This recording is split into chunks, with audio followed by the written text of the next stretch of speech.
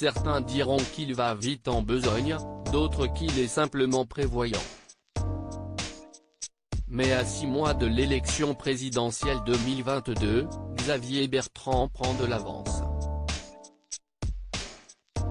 Pas encore investi par les Républicains, qui devront choisir leur candidat dans quelques jours, l'ancien ministre a déjà placé ses pions. Dans le Canard enchaîné, on apprend notamment qu'à interne, les tractations sur les nominations de son gouvernement sont déjà bien avancées. Et que Xavier Bertrand compte placer 2 de ses concurrents à la primaire de la droite, Éric Ciotti et Philippe Juvin. Il ne l'a pas dit, mais on a tous compris, assure l'un de ses collaborateurs dans les colonnes de l'hebdomadaire. Il va promettre l'intérieur à Ciotti et la santé à Juvin. Xavier est entré dans une logique où il est prêt à tout payer cash.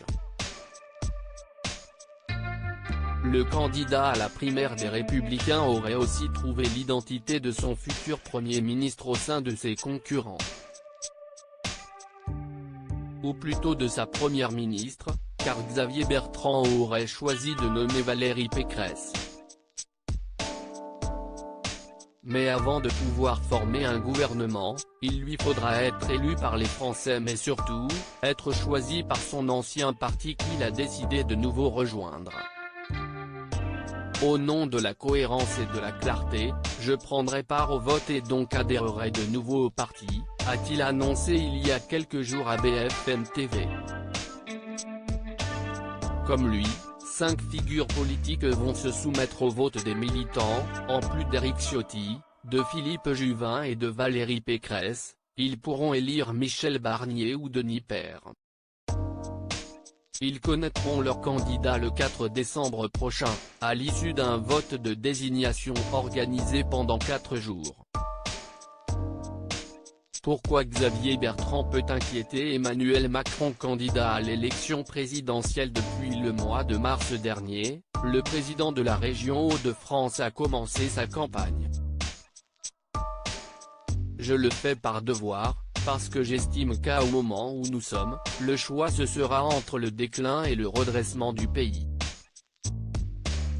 Je veux conduire le redressement de notre pays, et réconcilier les Français, décrivait-il auprès du Parisien pour justifier son choix. Et sa candidature inquiète Emmanuel Macron. La raison ? Dans les derniers sondages, si est le candidat de la droite qui récolterait le plus de suffrages au premier tour de l'élection présidentielle.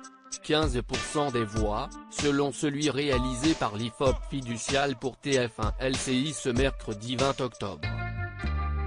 À noter que ses principaux concurrents, Valérie Pécresse et Michel Barnier, ne sont crédités que de 10% des votes.